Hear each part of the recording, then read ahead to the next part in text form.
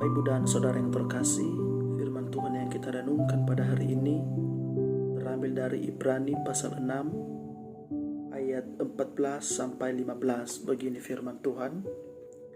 Katanya, sesungguhnya aku akan memberkati engkau berlimpah-limpah dan akan membuat engkau sangat banyak. Abraham menanti dengan sabar, dan dengan demikian ia memperoleh apa yang dijanjikan kepadanya. Bapak, Ibu, dan Saudara yang terkasih, Salam, selamat pagi. Tema renungan kita pada hari ini, kesabaran dalam menanti janji Tuhan.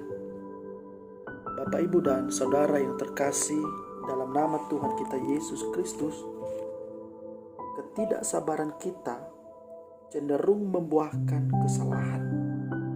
Dalam menantikan sesuatu, kerap kali mendorong kita untuk mencari solusi yang kita anggap benar. Apa yang kita lakukan terlihat seperti penyelesaian terbaik. Namun untuk jangka panjang, seringkali keputusan kita malah memperparah situasi hidup bagi kita sendiri dan orang-orang yang ada di sekitar kita. Inilah yang terjadi pada Abraham dan Sarah.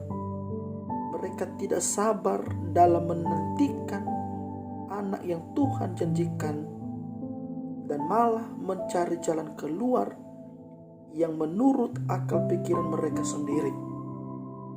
Kemudian Abraham mendapatkan seorang anak dari Sarah. Namun bukannya sukacita yang meliputi kehidupan mereka, tetapi perselisihan besar terjadi di dalam rumah tangga mereka. Bapak, Ibu, dan Saudara, tetapi oleh anugerah Tuhan, Abraham memperoleh kesempatan kedua untuk memperbarui imannya. Ia pun belajar dari kesalahannya dan kembali menantikan janji Tuhan dengan hati yang penuh berserah kepada Tuhan. Tuhan memperhitungkan kesabaran Abraham pada waktunya. Janji itu pun digenapi. Abraham juga memperoleh suatu bangsa yang seperti taburan bintang dan langit, di mana tidak terhitung lagi jumlahnya. Bahkan melalui garis keturunan Ishak, Abraham memperoleh tempat terhormat sebagai nenek moyang kita. Bapak, Ibu, dan Saudara yang terkasih, dari perjalanan iman Abraham, kita dapat mempelajari bahwa waktu kita bukan waktu Tuhan.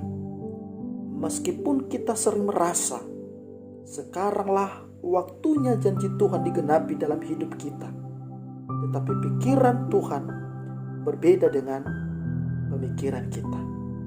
Yesaya 55 ayat 8 mengatakan, sebab rancanganku bukanlah rancanganmu, dan jalanmu bukanlah jalanku. Lebih dari yang kita harapkan untuk terjadi, Tuhan tahu apa yang terbaik bagi kita. Sebab Tuhan tidak akan membiarkan pengharapan kita yang kita labuhkan di dalamnya menjadi sia-sia. Jika kita bisa menanti dengan sabar, kita pun akan melihat betapa ajaibnya janji Tuhan yang digenapi di dalam hidup kita. Oleh sebab itu, Bapak, Ibu, saya mau katakan sama kita, mintalah dengan sabar, bukan dengan bersungut-sungut. Maka pada waktunya kita akan menerima janji Tuhan dengan manis, matang, dan penuh sukacita. Sebagai perenungan kepada kita, Bapak, Ibu, bagaimana sikap kita dalam menantikan janji Tuhan selama ini?